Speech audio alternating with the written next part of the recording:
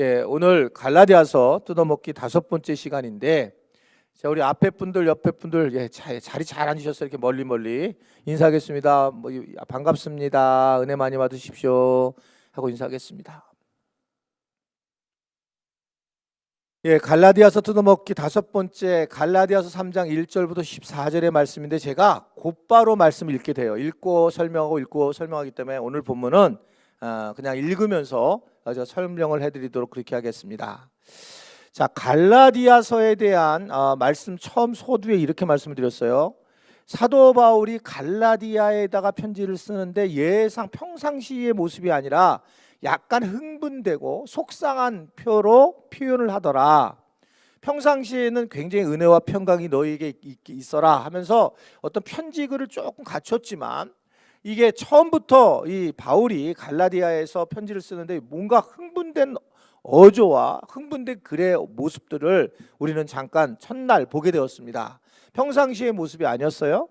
그러면 왜 바울이 이렇게 흥분이 됐을까라고 했을 때에 우리의 삶의 가장 중요한 기초인, 즉 열쇠인 복음이 왜곡됐다라는 사실 때문에 그는 굉장히 흥분을 하고 감당할 수 없는 그런 감정에 사로잡힌 모습을 보이게 되었어요. 즉 자신에게 다메섹에서 알려준, 예수님이 알려준 그 복음이 자기가 전하고 난 다음에 갈라디아 교회에 엄청난 부흥을 가져왔는데, 시간이 지남에 따라 이 복음 자체가 퇴색되지면서 뒤에서 이제 이권에 섞인 야고보가 보낸 자들, 소위 말하면 예루살렘에서 온 자들, 본토에서 온 자들이 막 여러 가지 많은 길로 현혹하고 미혹하는 사건으로 나타나게 되면서 복음이 왜곡되는 상황이 됐다는 거예요. 이거는 지금도 우리가 동일하게 경험하는 거죠. 동일하게 경험하는 거예요. 지금 복음이 우리한테 왔는데 이 복음이 이 교회에 들어와서 왜곡되고, 그래서 삐뚤어지고, 그래서 본질을 잃어버리는 상황이 분명히 지금도 있는 상황이고, 그것이 개인에게도 와서도 개인이 복음에 대해서 그 복음을 그대로 받아들이지 못하고 복음이 주는 그 떨어뜨리는 어떤 부스러기들이 초점이 되는, 그러니까 복음을 만나게 되면 우리가 물질적인 복도 얻고 건강도 해질 수가 있는데, 그 부스러기 은혜가 마치 복음인 양 교회도 그를 얘기하기 시작했고 개인도 얘기하기 시작하면서, 그러면서 이제 이 복음이 희미해지는 동일한 시대에 살고 있음을 알고 있기 때문에 우리가 이 갈라디아서는 지금 우리에게 주시는 굉장히 중요한 메시지다라고 그렇게 말씀을 드릴 수 있습니다. 그러면서 1장이 넘어오면서 2장에서는 이제 결국은 그 문제를 어떻게 파악하고 있냐면, 바울은 결국은 이 문제는 복음이라고 하는 것이 즉 정결한 상황인데, 이 정결 의식을 가지고 그 유대인들이, 즉 복음을 만난 유대인들, 그들이 결국 이런 음식 문제를 가지고 할례를 또 받아야 되고, 너희들이 예수를 믿으려면 지금 제대로 믿는 거라면 똑같죠. 지금요 이스라엘 국기를 가지고 데모를 하는 게 맞는 거다. 옳고 그름을 얘기하는 게 아니에요. 제가요 이스라엘 국기를 드는 게. 근데 마치 팔레스타인은 나쁜 사람, 이스라엘은 좋은 사람, 그래서 이스라엘의 얘네들이 거기에 친이스라엘을 하는 것이 맞다라고 하는 것과 똑같다는 거죠. 그래서 너희들이 유대인이 돼야 돼라고 하는 것을 얘기하는데, 지금도 그게 그대로 오잖아요. 이게 뭐 변화가 없이 와요. 그대로. 그래서 이스라엘 국기를 기독교인들이 데모를 할 때 들고, 나는 그건 정말 이해가 안 된다 그랬잖아요. 아니 뭐 이스라엘이 만약에 뭔가 핍박을 받고 억압을 받으면 우리가 그럴 수 있죠. 이들의 인권을 위해서. 그런데 그런 게 아니에요. 순순히 뭐냐면 그냥 복음이 이스라엘에서 난 것 때문에. 그러니까 이러한 아주 답답한 상황이 계속 이어지는, 그게 갈라디아 교회에서도 나타났고 복음이 되지 못하는 그런 상황으로 났더란 말입니다. 그래서 사도 바울이 이 이야기를 계속하다가, 내가 한 번은 게바를 만났는데, 걔 참, 그 친구는 아니겠지만 그 베드로 사도가 참 문제가 있어 내가 책망을 했다라는 얘기를 하면서, 자, 이 이방인들과 이제 함께 먹을 때에 그가 사실은 그냥 나를 피해서 도망을 가더라라는 얘기를 해요.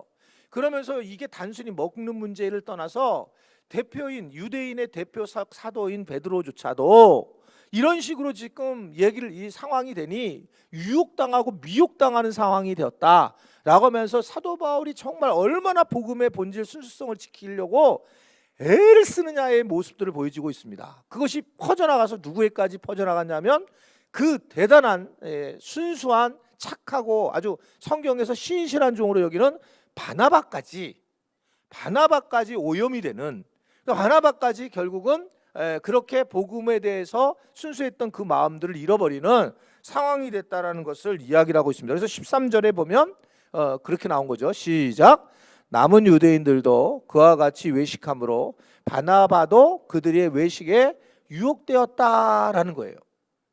제가 제 신발이 이런 신발인데 이 신발이 지금 이제 어떤 거냐면 제가 미국에 그때 안식년을 갔는데 지금 그러니까 청바지 입고 이렇게 올라간 거예요. 미국 가서 갑자기 도착을 해서 설교를 하라 그래가지고. 근데 거기서 저희 아내도 청바지 입고 갔는데 그 막 사모님이 그냥 막 옷을 주며 치마를 입으라고 그러고, 이제 여러분 잘 아는 최병호 목사님이에요. 근데 이렇게 하면서 막 옷을 그러면 막 이거 신발도 제가 이제 뭐 이렇게 신니까 운동화 같은 거를 신으니까 이거 신발을 사서 이걸 산 거예요. 중간을. 이게 이 신발이 그 신발인데, 그러니까 이제 이게 복음이라고 생각. 이게 물론 뭐 깔끔하게 쓰는 건 좋죠. 제가 코스트에 갔을 때 여기 팀들 갔던 분들이 몇 분이 오셨는데 코스트에서 가서 이제 저를 갑자기 축도를 하란 거예요. 그래서 제가 또 청바지 입고 똘레똘레 올라갔잖아요. 이렇게 입고. 그래서 축도를 딱 하려고 했는데 갑자기 축도하는 중간에 거기에 총무님이 양볼 하나 어디 가져와갖고 이게 축도했는데 날 입히고 있어. 축도를 하는데 축도 중에 입히고 있는 거야. 이 양복을 입어야 되는 걸로. 되게 기분 나빴어요. 나중에 제가 또 가만히 안 있잖아. 얘기했죠. 기분 나쁘다고. 그래서 죄송하다고 얘기하더라고. 근데 저는 이게 옳고 그름을 떠나서 메인이 이게 아니잖아요. 메인. 이거 뭐 그래서 물론 뭐 이렇게 굉장히 젠틀하고 신사답게 하는 거 전혀 문제가 없어요. 저도 그 뭐 나쁘다고 보이잖아요. 저도 지금 양복 입고 하는 것도 문제 없고 청바지 입고 올라가는 것도 저는 문제 없다고 생각해요. 대신 깔끔하게 입어야 되는 그런 부분들이 있지만 이런 게 이제 주류가 바뀐다는 거죠. 주류가. 그러니까 이게 근데 예상보다 이게 가벼운 얘기가 아니에요.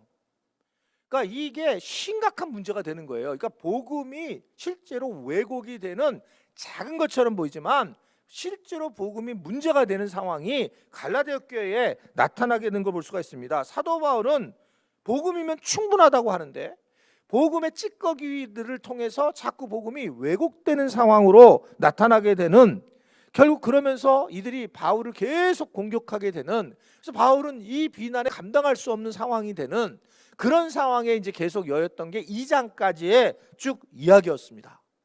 근데 사도 바울은 계속 강조한 것은 이신칭이라고 하는 거예요. 믿음으로 우리는 의로움을 받는 것이지 믿음 외에 다른 것이 필요하지 않다. 지금 여러분 다 아는 얘기인데 이 갈라디아서에서 아주 그때 강조했던 그 내용의 어떤 결정체가 우리가 지금 알고 있는 복음이에요. 사도 바울이 얘기한 로마서, 갈라디아서 이 두 복음 서신이 이 서신이 복음이 뭔지를 정확하게 우리에게 알려주는 건데 이 갈라디아서는 바로 이 복음의 결정체를 우리에게 다시 한번 정확하게 정리한 부분이라고 볼 수가 있습니다. 자, 여기까지 바울이 이제 이 지금 찌꺼기와 계속 싸움을 하면서 3장으로 넘어오면서 3장은 이제 우리가 안 읽었지만 좀 이따 이제 보면 1절부터 보게 되면 아주 바울이 힘들어해요. 자, 뭐 여기 1절이 나왔으니까 한번 먼저 볼까요? 시작. 어리석도다 갈라디아 사람들아, 예수 그리스도께서 십자가에 못 박히신 것이 너희 눈앞에 보이거늘 누가 너희를 꾀더냐라고 하면서 처음 시작한 게 욕이에요. 어리석다 하고 욕을 하는 거예요. 이 갈라디아 사람들 나쁜 뭐 이런 거예요 지금요. 그러니까 갈라디아 사람들하고 막 그 어떤 최대한 자제만 할 뿐이지 이런 말씀을 전하는 과정에서 복음을 전하는 과정에서 가장 강력한 지금 바울의 어떤 아픔의 이야기를 드러내고 있단 말입니다. 그러니까 어리석도라는 표현이 그런 부분이에요. 지금 같으면 이 바보 같은 것들아 이런 거죠. 자, 이런 표현을 쓰면서 갈라디아 교회의 교인들을 왜 이렇게 책망을 할까? 다시 말씀드리지만 이들은 복음 외에 다른 복음의 꾀임에 교훈에 넘어가 있었기 때문에 그렇다. 그러니까 어리석도다라는 이걸 헬라어로 이렇게 찾아봤더니 어떤 내용이냐면 마법에 걸리다라는 게 마법에 걸리다. 남의 꾀에 넘어가다. 이런 단어의 의미를 갖고 있습니다. 그러니까 갈라디아 교인들이 남이라는 건 사탄이죠. 사탄의 꾀임에 넘어가서 그래서 지금 바보짓을 하고 있다라고 책망을 하고 있는 거예요. 사탄의 꾀임에 넘어가서 바보짓을 하는데 그것을 오늘 갈라디아서 3장 1절부터 14절에서는 그럼 뭐가 어리석은지 뭐가 꾀임에 넘어간지를 세 가지로 얘기를 해요. 세 가지. 자, 세 가지를 오늘 말씀을 전하겠습니다. 첫 번째는 자, 읽어볼까요? 시작. 믿음으로 성령 받는 것을 깨닫지 못하는 자가 어리석은 자다라는 겁니다. 믿음으로 성령을 받는 것을 네가 깨닫지 못하냐? 이 얘기예요. 2절부터 5절의 말씀을 이제 읽을 거예요. 자, 시작. 내가 너희에게 다만 이것을 알려 하노니 너희가 성령을 받은 것이 율법의 행위로냐 혹은 듣고 믿음으로냐 너희가 이같이 어리석으냐 성령으로 시작하였다가 이제는 육체로 마치겠느냐 너희가 이와 같이 아는 괴로움을 헛되이 받았느냐 과연 헛되이냐 너희에게 성령을 주시고 너희 가운데서 능력을 행하시는 이의 일이 율법의 행위로서냐 혹은 듣고 믿음에서냐 라고 하면서 율법의 행위와 듣고 말씀을 듣고 믿음으로 시작됐느냐라는 것을 계속 성령과의 연결시켜서 얘기를 하고 있어요. 자, 우리는 어떻게 이걸 갈라디아서를 보시면 좋으시냐면 진짜 복음을 모르는 사람에게 전하는 거예요. 우리는 지금 다 알고 있는 거기 때문에 이게 맨날 같은 말인 것처럼 느끼지만 전혀 복음을 모르는 이방인들에게 이 복음을 설명하는 과정에서 바울이 얘기하는 거기 때문에 아주 기초적인 것들을 얘기하는 건데 그중에 지금 뭘 얘기하고 있냐면 성령에 대한 이야기를 하면서 믿음과 성령이 얼마나 중요한지를 이야기를 하고 있는 겁니다. 즉 바울이 얘기하는 것은 신앙생활을 내가 하기 시작할 때는 바로 성령이 함께 하셨다. 그러니까 성령이 함께하지 않으면 신앙생활을 할 수 없다라고 얘기하는 거예요. 근데 우리가 엊그제까지만 해도 여러분 그런 소리 들을걸요? 은사 뭐 방언하지 않으면 성령이 온 거 아니다. 이게 대놓고 저기 여의도 그걸 교회에서 했어요. 방언이 안 터지면 성령이 임하지 않았다. 이게 실질적으로 드러난 문제거든요. 한국 교회 계속 그런 얘기. 그래서 방언을 누구나 해야 되고 막 그랬던 상황이 있었다고요. 그러니까 이게 지금 사도 바울이 얘기할 때와 지금하고 별 차이가 없는, 그러니까 바울은 우리가 신앙생활이 시작할 때 그냥 자체 성령으로 아니고서는 알 수 없다. 그래서 믿음이 있는 사람은 그냥 성령을 확실한 증거로 받는 거다.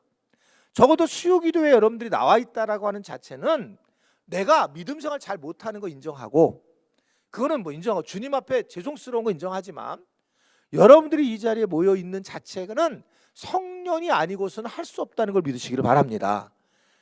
이 성령이 아니면 안 되는 거예요. 저도 이제 시간이 지나면서 지금 느끼는 건 뭐냐면 오죽하면 하나님이 성령을 보내셨긴다는 거예요. 가만히 한번 생각해 보세요. 우리의 생각과 우리의 믿음으로는 도저히 하나님을 못 믿어요. 그러니까 하나님이 하나님을 믿게 만드는 거죠. 성령의 하나님이 성부 하나님, 성자 예수님을 믿게 만든다는 거예요. 그만큼 성령을 받는 것은 정말 정말 중요한 거고, 성령의 인도하심을 겪는 것은 우리가 너무 필요한 부분이다라는 것이 있습니다. 근데 어떻게 하면 성령을 받냐? 바울은 아주 간단한 거예요. 믿음으로만 가능하다. 한번 저를 따라할까요? 믿음으로 가능하다. 성령을 어떻게 받느냐? 그냥 믿는 거예요. 그 믿음이라는 건 여러분 다 아시잖아요. 뭐냐? 믿는 거 그냥 믿는 거잖아요. 그러니까 바울이 갈라디아 교회에다가 지금 처음 분노하면서 얘기했던 게 뭐냐면, 니네가 지금 경험했던 그 복음을 경험한, 지금 이 자리에 수요 기도회를 니네가 듣고 있는데 니네들이 뭘 체험해서 이게 얻어진 거냐? 아니면 너희들이 성령을 받아가지고 믿음으로 성령을 받아서 이렇게 된 거냐? 이 질문을 던지고 있단 말입니다. 오해하지 말라는 거예요. 착한 행실, 내가 11조를 하고 내가 봉사하고 내가 리더십이 돼서 그런 거가 아니다. 그냥 그런 것이 아니다라는 거예요. 이것은 그렇게 아니라 성령은 믿음으로 나타나는 것이다라고 얘기를 해요. 자, 4절을 보면 4절에 너희가 이같이 많은 괴로움을 헛되이 받았느냐라는 걸 얘기를 합니다. 이상하죠? 예수님 믿으면 좋을 줄 알았는데 헛된 괴로움을 많이 받는 거예요. 근데 이게 많은 괴로움에 네가 그 예수님 때문에 많은 괴로움을 받았는데 이게 헛된 거냐라고 얘기를 하면서 온갖 시련들이 있었는데 이걸 견디게 한 것은 누가 견디게 했냐면 네가 견딘 것처럼 생각하지 아니라는 거예요. 성령님이 견디게 하셨다.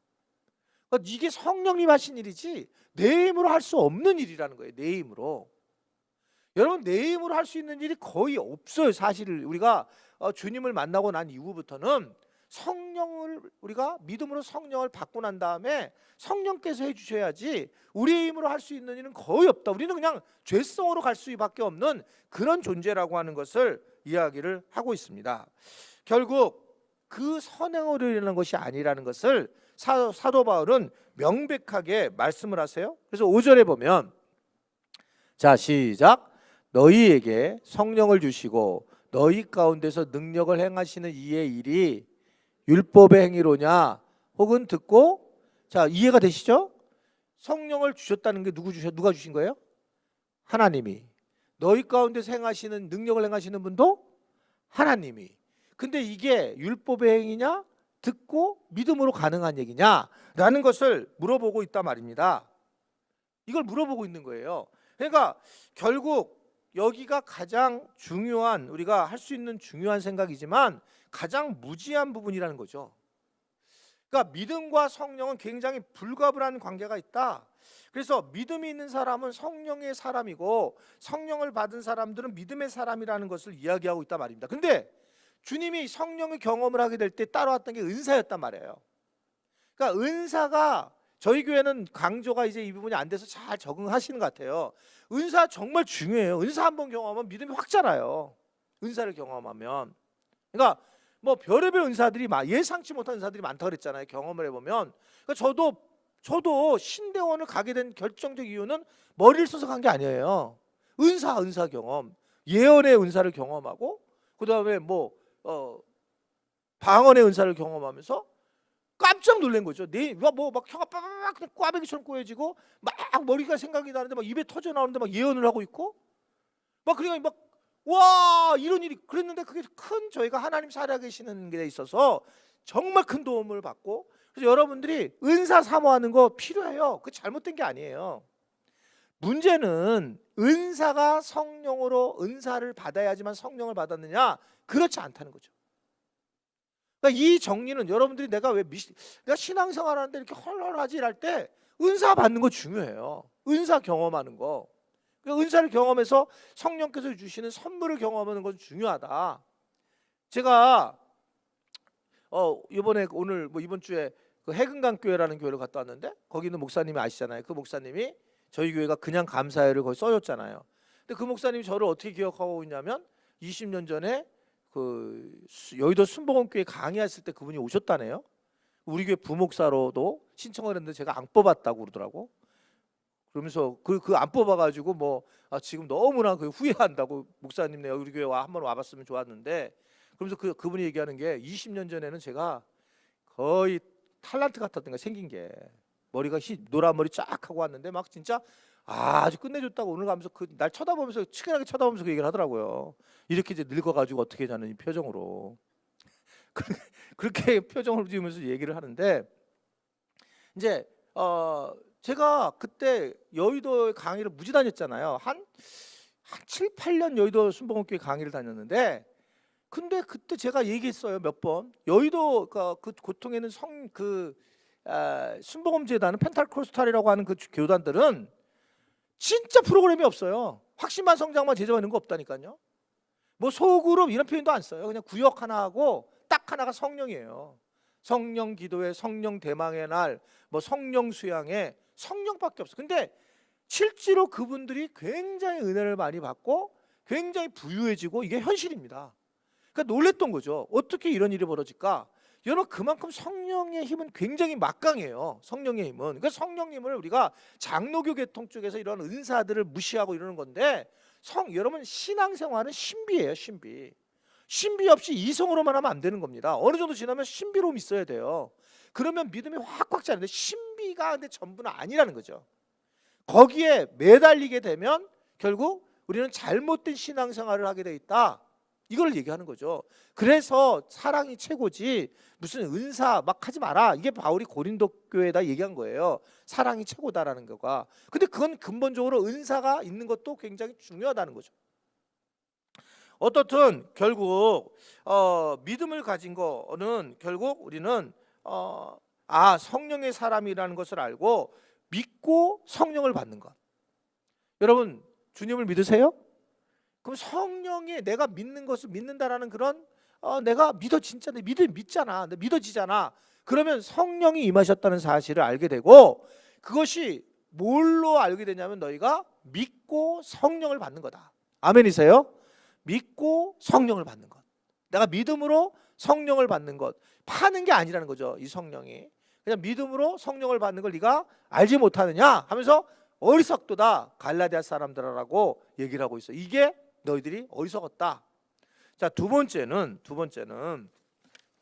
자, 시작. 믿음이 복의 근원인 것을 알지 못하는 자가 어리석은 거다. 믿음이 복의 근원인 것을 알지 못하는 자.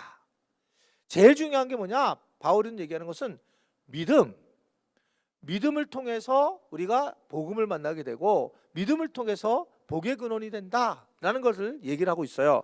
자, 그 예를 6절부터 9절의 말씀에서 얘기를 하고 있는데 아브라함을 예로 들어요. 아브라함을. 바울이 이제 그 갈라디아 교회 사람들은 이 사람 이방인들인데 자, 읽어볼게요. 시작. 아브라함이 하나님을 믿음에 이것을 그에게 의로 정하셨다 함과 같으니라. 그런즉 믿음으로 말미암은 자들은 아브라함이 하나님의 아들인 줄 알지어다. 또 하나님이 이방을 믿음으로 말미암아 의로 정하신 것을 성경이 미리 알고 먼저 아브라함에게 복음을 전하되 모든 이방이 너로 인하여 복을 받으리라 하였으니 그러므로 믿음으로 말미암는 자는 믿음이 있는 아브라함과 함께 복을 받느니라. 아멘. 바울이 이 모세의 율법을 가지고 나중에 온 사람들이 모세의 율법을 사용해 가지고 바울의 복음이 잘못됐다라고 하는 것을 얘기를 해요. 그것을 그러니까 이제 누구를 지금 대존시키냐면 모세 전에 율법을 만들기 전에 더 믿음의 조상이었던 아브라함을 꺼내고 있는 거예요. 지금요. 이 바울이 그러니까 모세가 율법을 만나기 전에 그때 먼저 있었던 사람이 아브라함인데 아브라함은 정말 이들이 그 유대인들에게선 최고로 그 높이 치는 그런 하여튼 우리나라 김구 이상 선생님 이상 같은 생각을 하는 거예요. 그러니까 자기 족속이 아브라함의 족속이라고 생각하잖아요. 그냥 아브라함의 씨라고 생각하고 아브라함이 자기들의 우리나라 같으면 이제 저거죠. 당군 같은 아주 그런 직속으로 그런 상황이라고 하는 것을 생각하면서 이들이 살아요. 그래서 말씀드렸잖아요. 제일 많은 이름이 유대인 중에 이름이 아브라함이라고. 그래서 6.1 전쟁할 때 그 반대편에서 아브라함 부르면 이스라엘 군들이 숨어 있다가 왜 쳐다볼 때 총을 쏴서 죽였다 그러잖아요. 아브라함이 너무 많아가지고.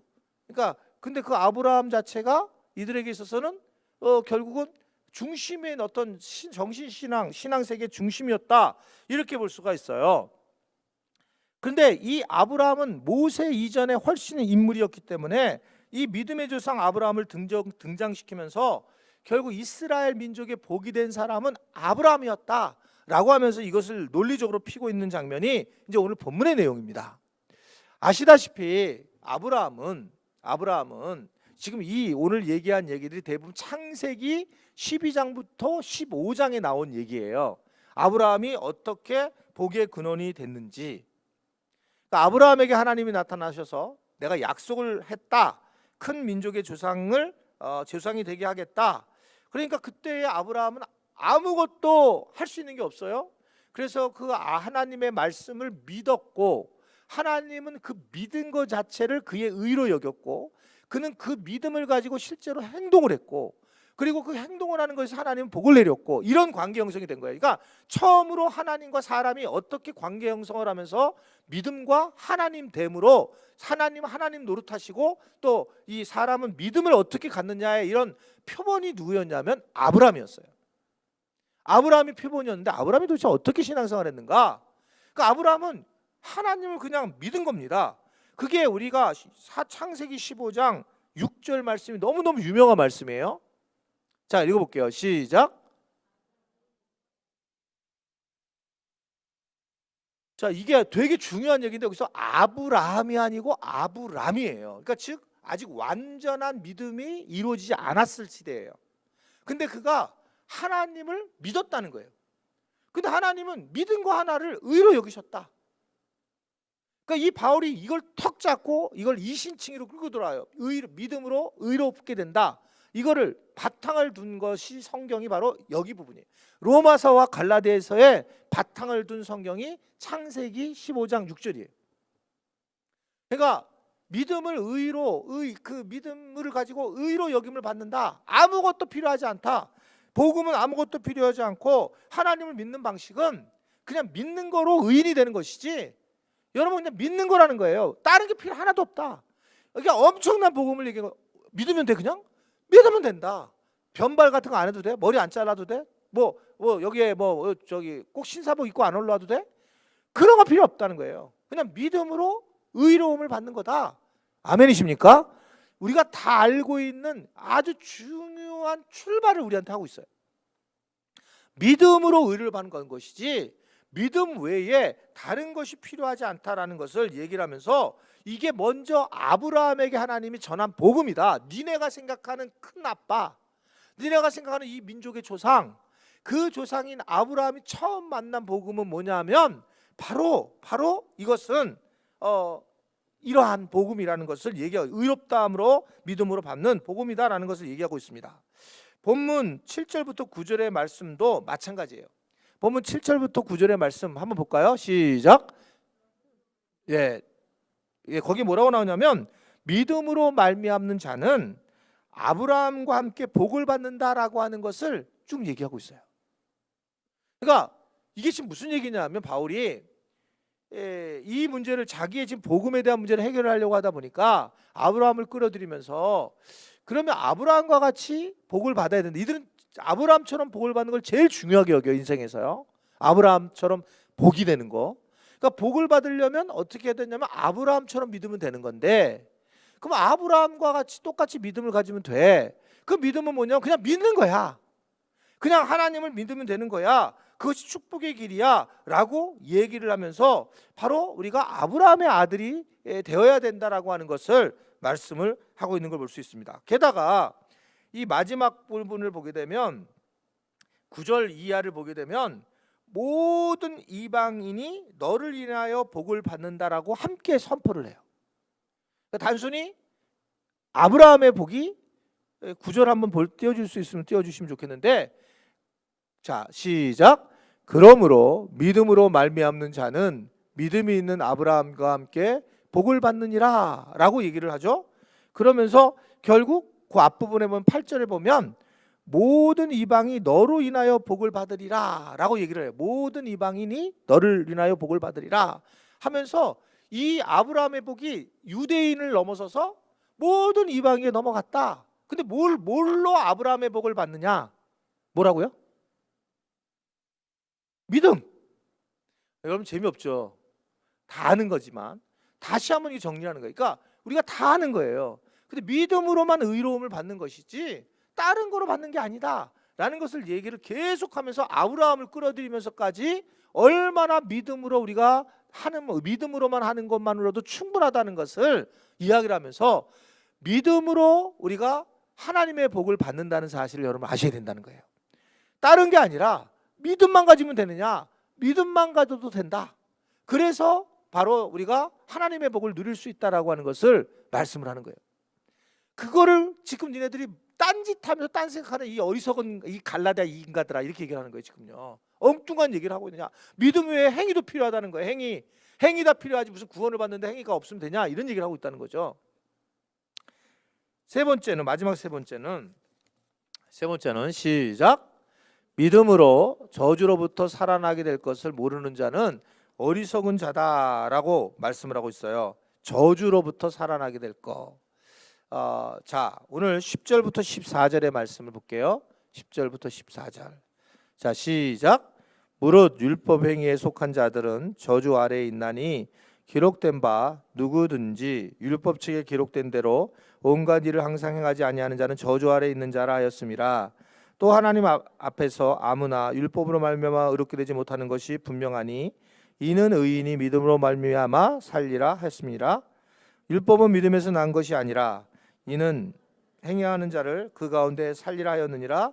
그리스도께서 우리를 위하여 저주를 받은 바 되사 율법의 저주에서 우리를 속량하셨으니 기록된 바 나무에 달린 자마다 저주 아래 있는 자라 하였음이라.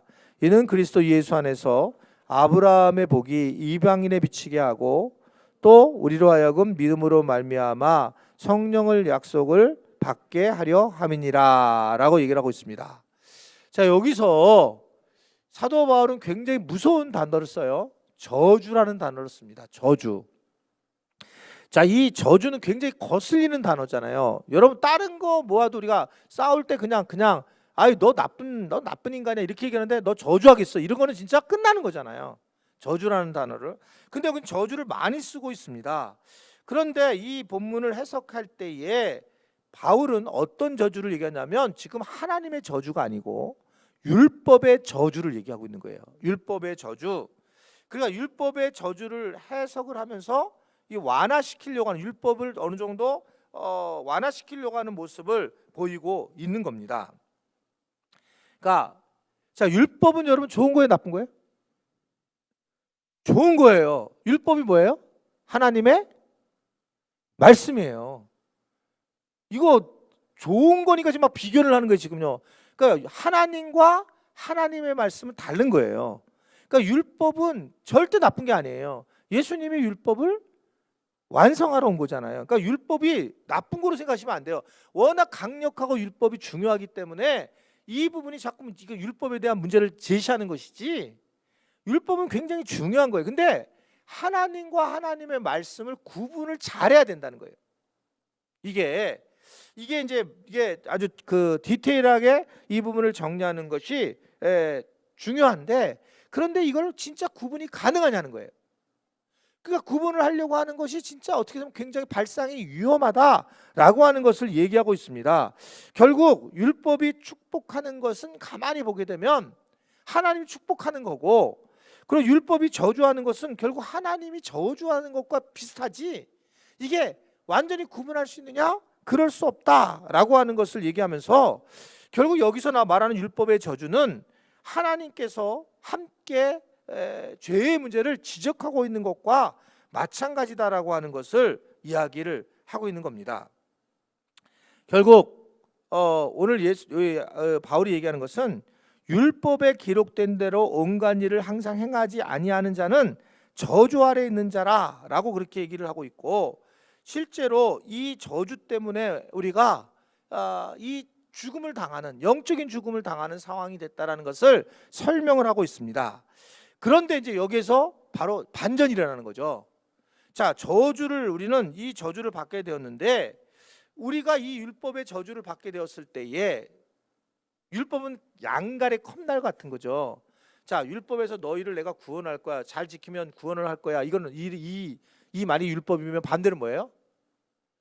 순종하지 않으면 죽음이야 이거잖아요. 저주받을 거야. 그러니까 선한 말을 가도 율법은 무조건 우리에게 양날의 칼이죠.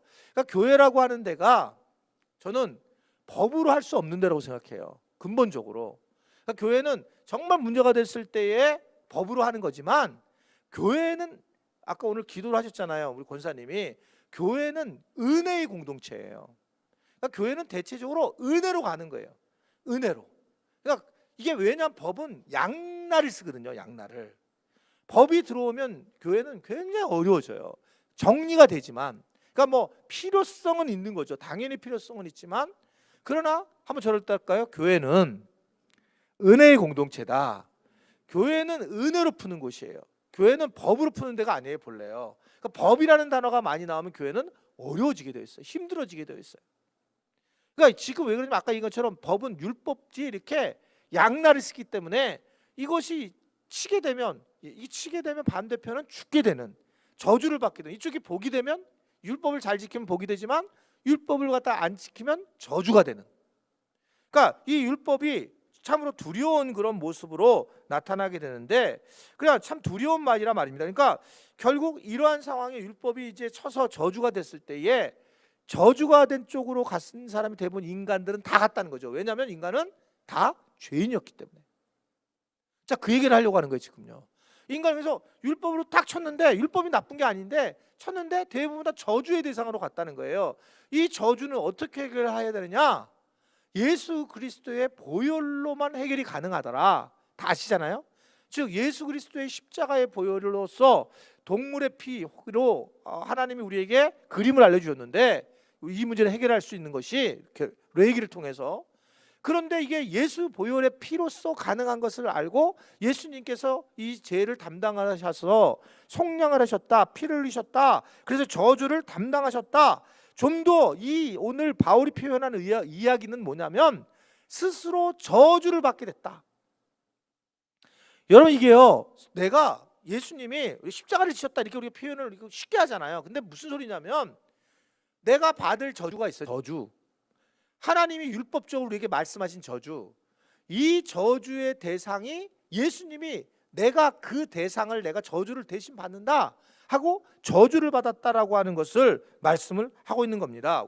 하나님의 저주를 다 예수님이 씌워졌던 모든 것들이 다 예수님에게로 넘어갔다라고 얘기를 하면서 십자가에서 이 저주를 담당하셨다라고 하는 것을 말씀하고 있어요. 자, 우리는 이 말이 좀 지금은 안 어렵죠. 여러분들은 어려웠어요 처음에는. 근데 유대인들은 왜 이게 쉬우냐면 이들은 모세오경 율법을 알고 있어요 이미. 자, 모세오경 율법에 뭐라고 나왔냐면 신명기 21장 23절의 말씀을 보면, 자 시작. 나무에 달린 자는 하나님께, 이들은 나무라는 게 뭐냐면 십자가에 얘기하는 거예요. 십자가에 달린 사람은 하나님께 저주를 받았다라는 걸 알고 있어요 이 사람들은요 이미. 그러니까 십자가의 이 구약에서는 십자가에서 죽은 나무를 달려는 사람은 이 사람은 하나님의 저주 아래서 죽었다라고 하는 것을 생각했단 말입니다. 그러니까 예수님이 십자가에서 달리셨다, 왜 하필이면 십자가냐, 무슨 뭐 예수님이 다른 방식으로 돌아갈 수도 있잖아요. 근데 이들의 구약의 칼에 걸리셔야 되는 거예요 예수님이. 구약의 칼은 뭐냐면 예수님이 나무에 달려 돌아가셔야 돼요. 왜요? 여러분들 풀면 저주의 대상을 푸는 거예요. 왜냐하면 십자가 상에 있었던 사건이 저주의 대상이었으니까. 아시겠습니까? 아시나? 이게 중요한 부분이에요. 그러니까 나무에 달려서는 저주의 대상인 것을, 이 저주의 문제를 해결하려고 하니까 예수님이 십자가에 달려 돌아가시는 사건. 이게 이제 우리가 이걸 이론적으로 들어가서 알게 되면 이제 이들 막 굉장히 충격적인 거죠. 그 얘기를 하면서 정말 그 하나님의 굉장히 정확한 섭리와 경륜에 따라서 우리의 죄를 담당하셨다. 이 엄청난 일이지 않느냐? 이 십자가의 사건이 얼마나 은혜스러운 일이냐? 그래요. 이 기름 부은 그런 놀라운 보좌에 앉았던 그 예수님이 이 땅에 내려오셔서 나무에 매달리는 사건, 저주를 받는 사건, 이게 지금 누가 배척을 했더냐면 바로 유대인들, 즉 대제사장들, 서기관들이 반대했던 게 이거였어요. 이거였단 말입니다. 이게 그러니까 그들의 제일 예수님을 배척했던 이유들이 결국 막 이 문제를 가지고 이들이 막 이래서는 안 된다는 걸 계속 얘기를 한 건데 실제로 나중에 그렇게 했죠. 그러니까 이분들이 굉장히 어리석은 자들인데 예수님은 이러한 저주의 대상이 되었고 이들이 저주의 대상으로 그렇게 될 깨닫지 못하다가 예수님이 이제 우리를 속량하기 위해서 결국 저주의 대상이 되쳤다. 너희들 이걸 이제 알지 않느냐라고 하면서 이 십자가의 은혜를 니네들 경험하지 않았어. 결국 이러한 것들이 이제 너희들이 지금까지 대책이 없었던 저주를 주님이 이제 십자가에서 끝냈다라고 하는 것을 이제 갈라디아 교인들에게 가르쳤단 말입니다. 그럼 이걸 어떻게 그 십자가에 달린 그 예수님의 이 저주 문제를 네가 어떻게 해결할 수 있느냐? 네 문제를 가지고 네 문제에 어떻게 해결할 수 있느냐? 그것이 그 유명한 이신칭이에요. 한번 저를 따라할까요? 믿음으로 말미암아 살리라. 이게 계속 믿음으로 말미암아 사는 거야. 믿음으로 가능한 얘기야. 오늘도 마찬가지. 이 자리에 내가 복음을 못 만났다면 이런 말씀을 듣고 내가 예스! 믿음으로 내가 반응하겠습니다. 그러면 이거면 돼요? 이거면 된다는 거예요. 믿음으로 사는 것, 이것을 얘기하고 있단 말입니다. 여러분, 우리가 이런 거죠. 내가 지금 막 죽을 병에 걸렸어요. 죽을 병에. 그러면 죽을 병에 걸려서 뭐 요새는 뭐 인터넷이 워낙 발달돼 가지고 그 내가 죽을 병인지 아닌지 찾아가지고 막 또 찾아서 내가 스스로 노력하는 경우도 있지만, 뭐 일반적으로 내가 죽을 병에 걸리면 제일 먼저 해야 될 일이 뭐냐면 정말 이 부분에 굉장히 유명한 의사를 만나는 거잖아요. 그럼 의사, 최고의 권위자를 만나는 건 되게 중요해요. 그러니까 오랜 경험을 가지고 뭐 간이면 간에 대한 쪽만 계속했던 분들이 만지는 게 되게 어떻든 간에 좀 안정되죠. 그러니까 그런 분들을 만나면 되는 거예요. 그러니까 제일 많이 기도해야 될 게 물론 병이 낫기를 위해서 기도하지만, 때로는 우리가 기도를 할 때 이곳의 권위자를 만나게 해주십시오. 참 사람은 그것에 대해서 계속 동일한 행동을 취하게 되면 굉장히 프로가 되게 돼 있어요. 누구나. 그러니까 그런 분들을 만나게 해주세요라고 기도하고, 자, 그분을 만났는데, 자, 아주 진짜 탁월한 사람을 만났어요. 의사를요. 내 병을 고칠. 근데 그 사람한테 분석을 하는 거죠. 어떻게 수술을 해야 되나요? 수술을 할 때 그러면 저는 어떻게 해야 되나요? 제가 무슨 뭐 그다음에 뭐 해야 될 일이 있나요? 아니면은 뭐 우리가 막 물어본다면 그 의사가 뭐라 그럴까요? 돈이나 준비하세요. 다른 거 필요 없습니다. 누굴 믿으라는 거예요? 의사인 나를 믿으면 되는. 아니 뭘 그렇게 생각하세요? 그럴 필요 없습니다. 그냥 내가 다 알아서 할 테니까 그냥 수술실에 들어가서 편안하게 계세요. 이게 의사가 할 말이죠. 그러니까 믿음이라는 거는 논리로 사실은 하는 게 아니에요. 어느 날 여러분, 믿음이 우리 안에 쑥 들어와 있는 것은 내가 막 뭐 논리를 써서 내가 만약에 머리가 내가 믿을 거야 믿어서 이렇게 된다면 여러분, 은혜가 없어요. 근데 어느 날 믿음이 쑥 들어와 있는 거예요. 아멘입니까? 그 믿음 이게 어떻게 들어왔지? 내가 어떻게 믿지? 나같이 정말 의심 많은 사람이 깜짝 놀라는 거예요. 자기가요. 와, 믿음이 들어왔네. 근데 바울은 뭐라 하냐면 갈라디아 사람들에게, 이 믿음이 그냥 들어온 것 같아? 하나님의 영이 함께 있기 때문에 그래. 성령이 임한 것 때문에. 네가 율법의 행위로가 아니야. 성령이 너희에게 믿음을 줬고 네가 그것을 믿으면 돼. 그리고 주님이 하실 거라고, 진짜 복음이 하실 거라고 믿는 거야. 그게 진짜 복음이야 라고 얘기를 했고, 이게 그 종교개혁 때도 똑같이 동일하게 온 거예요. 지금 이게 바울이 그때 이렇게 얘기했는데, 종교개혁도 그리고 루터도 뭐라고 얘기했냐면, 믿음은 다른 모든 것을 제쳐놓고 오직 귀한 보배 예수 그리스도만 붙잡는 것이다. 루터가 한 얘기예요. 이게 지금 근데 똑같이 여기서 얘기하고 있잖아요.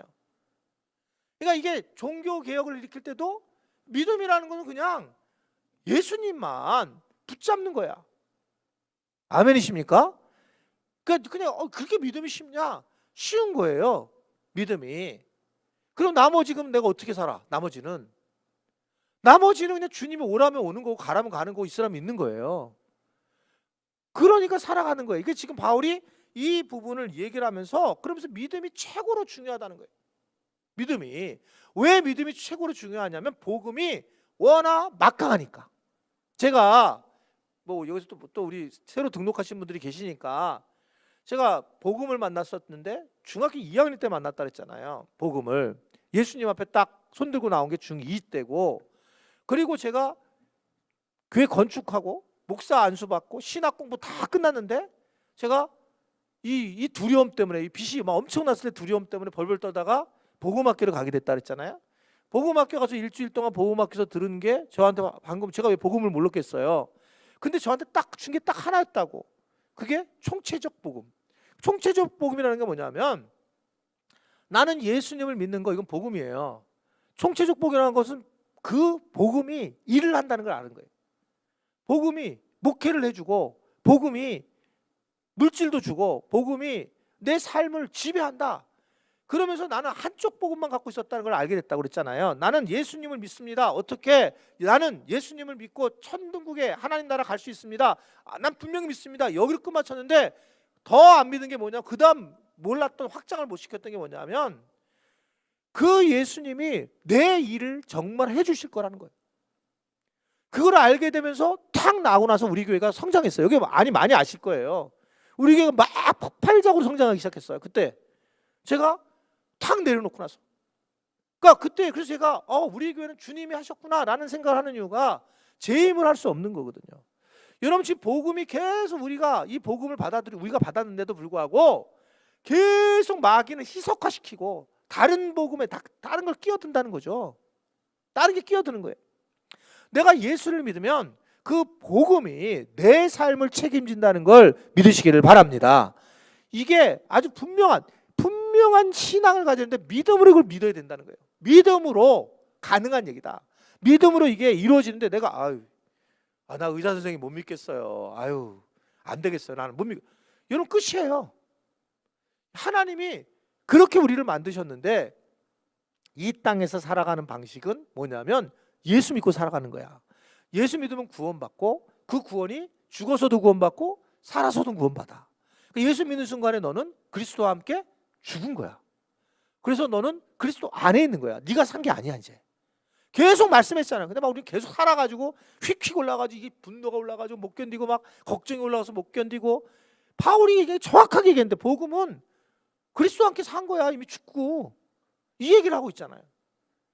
이 복음에 대한 엄청난 그 세상에 이런 일이 어디 있을까? 세상에 이런 일이 그게 아마 여기 우리 지금 교회 설교 거기 한번 그 영상이 나와야 돼.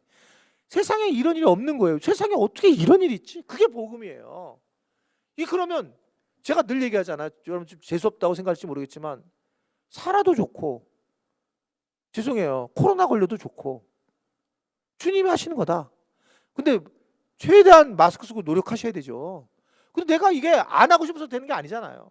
그러니까 야 얘네들은 정말 이상한 애들이네 라고 바깥에서 본 애들이 다 크라이스트 같다. 얘네들은 다 그리스도인들 같다. 그래서 크리스찬이라는 단어가 나왔다 그랬잖아요. 우리가 스스로 만든 게 아니고 세상 사람하고 다르게 살아갔다고요. 세상 사람하고 다르게 사는 게 마스크 벗고 다니는 게 아닙니다. 그게 아니라 어떤 상황이 와도 문제가 없는 거예요. 그냥 주님이 하시는 거지 뭐. 내가 할 수 있는 게 없잖아. 뭐 죽으면 죽는 거고 살면 사는 거고 감사 안 해 다. 그러니까 사도 바울이 내내 나중에 그 위치에 올라가잖아요. 내가 자족하는 걸 배웠는데 야 나는 빨리 죽고 싶다 하늘나라. 근데 내가 여기 남아있는 이유는 너희들한테 복음을 전하는 거지. 그러니까 니네들이 유익하기 때문에야. 니네들 때문에. 나도 좀 이 정도가 돼야 되는데 여러분들 때문에 여러분들 유익인 줄 아세요. 제가 빨리 가고 싶은데 나 아직 안 돼. 제가 고동력은 안 돼가지고. 근데 바울이 그런 얘기하는 거예요. 왜냐하면 바울은 스스로가 복음 안에 이미 들어와 있기 때문에 그래요. 그러니까 복음 안에 들어온 사람은 완전히 다르게 산다. 근데 우리는 이 복음을 바울이 이렇게 놀라운 복음을 얘기하는데 바울한테 슬쩍 끼어든 게 뭐냐면 아니야 그거 믿음으로만 안 돼. 그거 이게 된 거예요. 그러니 바울이 완전히 핏대를 올리면서 이 씨까지 들어갔다니까. 어리석은 거기 앞에 이 씨가 있어요. 성경에 보면 이 어리석은 갈라디아 사람들아. 그러면서 네가 계속 율법의 행위로 가지고 할 거냐? 믿고 네가 이렇게 따라할 거냐? 잘 한번 생각해 보세요. 예수님이 수많은 말씀을 하지만 내일 일을 염려하지 말라. 거기에 그냥 염려가 안 되게 하는 이유는 복음 때문에. 복음 때문에. 다 그런 거예요. 모든 게 복음 때문에. 복음이 핵심이고 이 복음이 믿음으로 가능하다. 여러분 이 복음을 진짜 확실하게 믿고 복음이 나를 지배하도록 기도하셔야 돼요. 이 시간 잠깐 기도하겠습니다.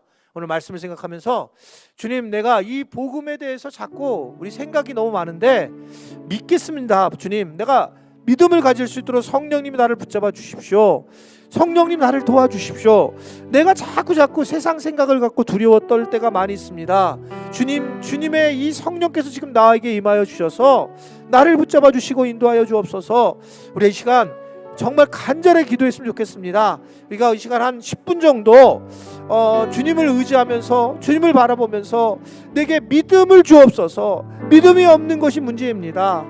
나에게 믿음이 있게 하여 주옵시고 성령님이 시간 임재하여 주옵소서. 내 생각으로 내 믿음을 가질 수가 없습니다.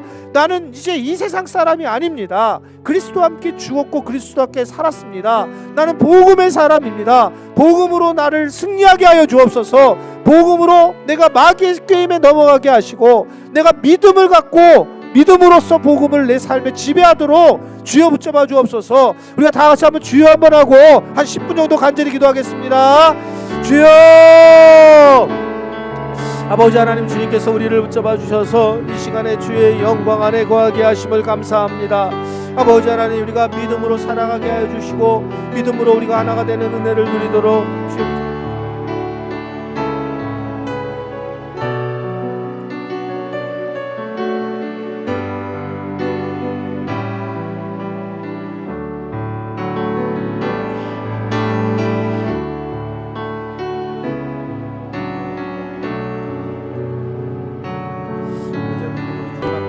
간절히 바로 구원합니다. 아버지 하나님, 주님, 우리가 믿음을 주옵소서. 성령께서 함께하여 주옵소서. 성령의 은혜가 임하게 하여 주옵소서. 성령의 은혜가 이 시간 임하게 하여 주시고 성령의 만지심이 경험할 수 있는 시간이 되도록 하나님이 역사하시고 인도하여 주시기를 간절히 바로 구원합니다. 우리에게 믿음을 베풀어 주옵소서. 믿음의 은혜가 넘쳐나게 하여 주옵소서. 오 아버지 하나님, 믿음의 은혜가 우리 삶에 가득하도록 저희를 붙잡아 주시고 인도하여 주시기를 간절히 바라 구원합니다. 믿음이 우리 안에 가득 차게 하여 주옵소서. 믿음으로 우리가 신령한 삶을 살아가게 하시고 믿음으로 우리가 온전한 삶을 살아갈 수 있도록 주여 붙잡아 주시고 인도하여 주시기를 간절히 바라 구원합니다. 하나님, 그래서 하나님의 은혜를 누리게 하여 주옵소서. 하나님의 만지심 우리가 함께 하여 주옵소서. 믿음으로 하나 되게 하여 주옵소서. 우리의 믿음으로 아버지 복음의 참된 복음을 경험할 수 있도록 도와주시고 우리의 어려움들을 이겨나갈 수 있도록 저희를 붙잡아 주시고 인도하여 주시기를 간절히 바라 구원합니다. 하나님, 복음 안으면 충분한 인생 믿음으로 반응하게 하시고 믿음으로 주님 앞에 서게 하여 주옵소서. 믿음으로 주님 앞에 한 발짝 한 발짝 나아가게 하는 자들 되도록 하나님 저희를 붙잡아 주시고 인도하여 주시기를 간절히 바라 구원합니다. 믿음으로 살아가게 하여 주옵소서. 믿음 안에 거하게 하여 주옵소서. 믿음에 반응하게 하여 주옵소서. 주여 아버지 하나님, 성령님 우리에게 임하게 하시고 하나님의 한 분이면 충분한 인생을 살아갈 수 있게 하여 주옵소서. 복음 하나면 충분한 인생을 살아가게 하여 주옵소서. 하나님의 은혜가 넘쳐날 수 있도록 저희를 붙잡아 주시고 인도하여 주시기를 간절히 바라 구원합니다. 오 아버지 하나님이여, 우리에게 믿음의 눈을 뜨게 하여 주옵소서. 믿음의 눈을 뜨게 하여 주옵소서. 성령님이 함께 하시고 성령님이 우리를 붙잡아 주시고 인도하여 주시기를 간절히 바라 구원합니다. 주여 우리에게 믿음의 눈을 뜨게 하여 주옵소서. 하나님, 그래서 정말로 복음 안으면 충분한 인생과 두려움을 내려놓게 하시고 어려움을 내려놓게 하시고 하나님 앞에 나갈 수 있는 자들 되도록 하나님 저희를 붙잡아 주시고 인도해 주시기를 간절히 바라 구원합니다. 주여 우리에게 믿음의 눈을 뜨게 하여 주옵소서. 주여 아버지 하나님, 하나님의 은혜 안에 거하게 하여 주옵소서. 하나님의 은혜 안에 가득 차게 하여 주옵소서. 내 힘으로 살아가는 것이 아니라 주님을 의지하게 살게 하시고 나는 십자가에 죽었다는 걸 고백하며 십자가의 은혜 안에 거할 수 있는 자들이 되도록 하나님 우리를 붙잡아 주시고 인도하여 주시기를 간절히 바라 구원합니다. 주님 아버지 하나님, 주님의 은혜 안에 거하게 하시고 주님의 만지심에 거할 수 있도록 저희를 붙잡아 주시고 인도하여 주시기를 간절히 바라 구원합니다. 아버지 하나님, 하나님이 살아가시는 것을 우리가 하여 주옵소서. 주의 영광 안에 거하게 하여 주옵소서. 복음에 우리가 붙잡고 복음 하나면 충분한 인생을 살아갈 수 있게 하여 주옵시고 하나님을 의지하며 나갈 수 있는 자들이 되도록 하나님이여 저희를 붙잡아 주시고 인도하여 주시기를 간절히 바라 구원합니다. 주님 한 분이면 충분합니다. 주여 주님의 은혜면 충분한 것을 기억하고 주님의 담대함을 우리가 누리며 나갈 수 있는 자들 되도록 주의 영광을 바라볼 수 있는 자들이 되도록 주의 만지심을 붙잡아 있는 자들이 되도록 주여 붙잡아 주시고 인도하여 주시기를 간절히 바라 구원합니다. 하나님이여 우리를 붙잡아 주옵소서. 우리를 아버지 인도하여 주옵소서. 우리 안에 어둠들을 물러가게 하여 주옵소서. 예수 그리스도의 보혈의 은혜로 가득 차게 하여 주옵시고 어둠들을 물러가고 주의 영광이 우리를 붙잡아 주시고 인도하여 주시기를 간절히 바라옵곤 합니다. 하나님이 살아계신 걸 경험할 수 있도록 주여 붙잡아 주시고 인도하여 주옵소서. 주께서 붙잡아 주시고 인도하여 주옵소서. 주님의 성령 지금 이곳에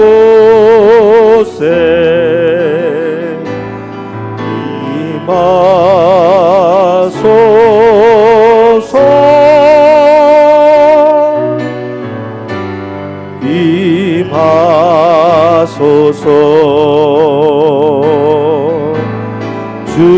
주님의 성령 지금 이곳에 임하소서.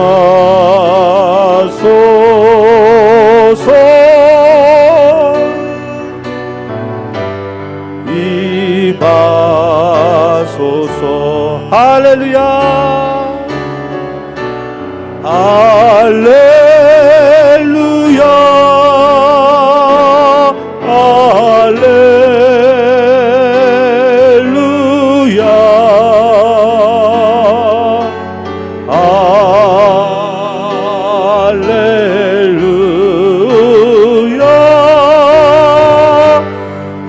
할렐루야 할렐루야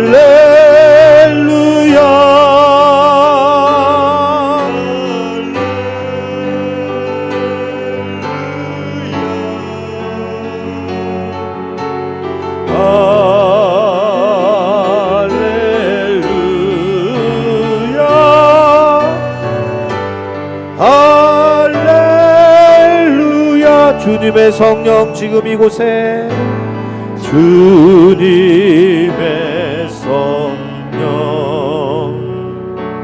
지금이, 성령님 우리에게 믿음을 주시옵소서. 성령님 우리에게 믿음을 주옵소서. 성령님 우리에게 믿음을 주옵소서. 오 성령님 우리에게 믿음을 주옵시고 이곳에 임하여 주옵소서.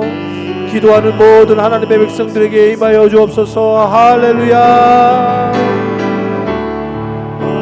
할렐루야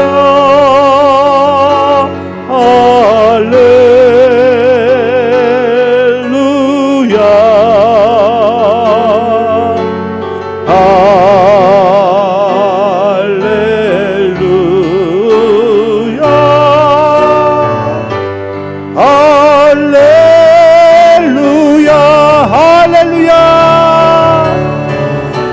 할렐루야 할렐루야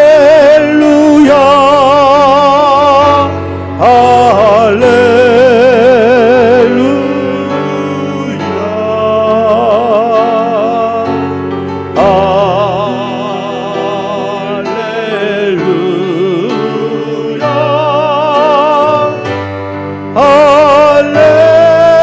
할렐루야 우리 이 시간 기도 마지막 할 것은 주여 우리에게 믿음을 주시옵소서.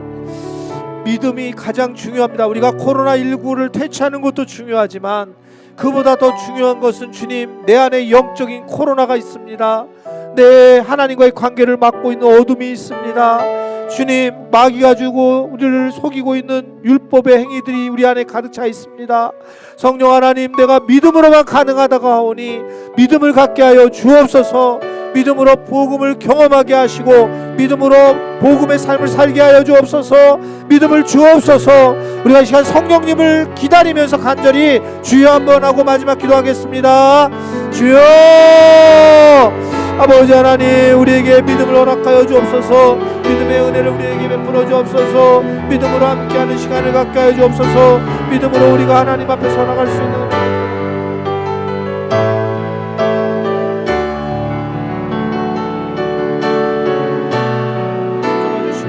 주시기를 간절히 바라옵곤 합니다.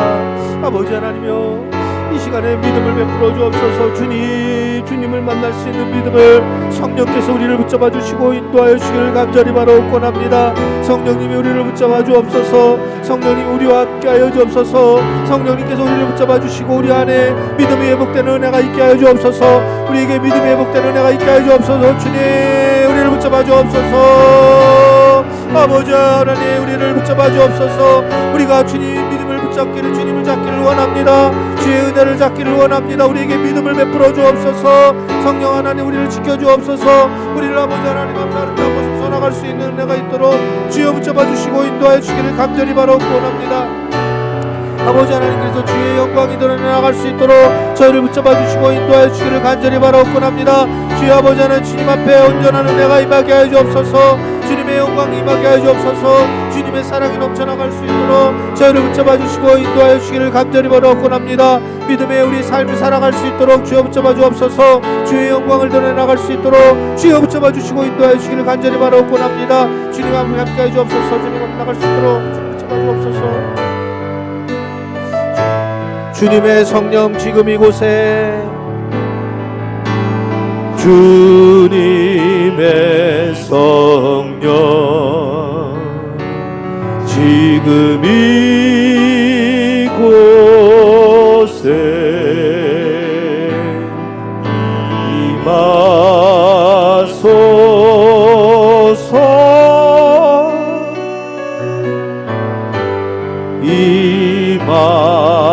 주옵소서. 주님의 성령 지금 이곳에, 주님의 성령 지금 이곳 아멘 주여 믿음을 허락하여 주옵소서.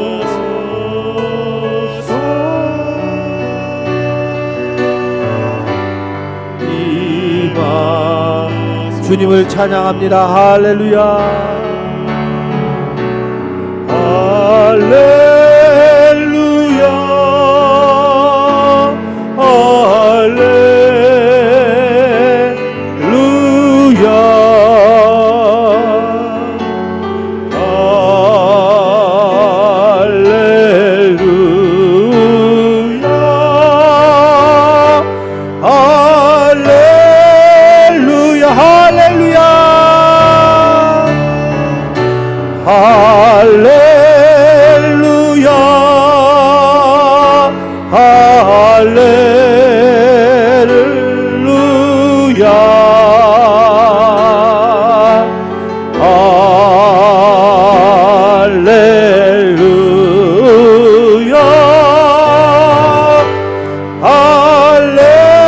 마지막으로 할렐루야. 할렐루야 할렐루야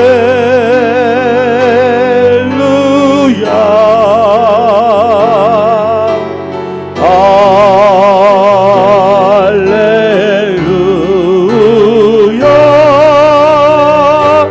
할렐루야.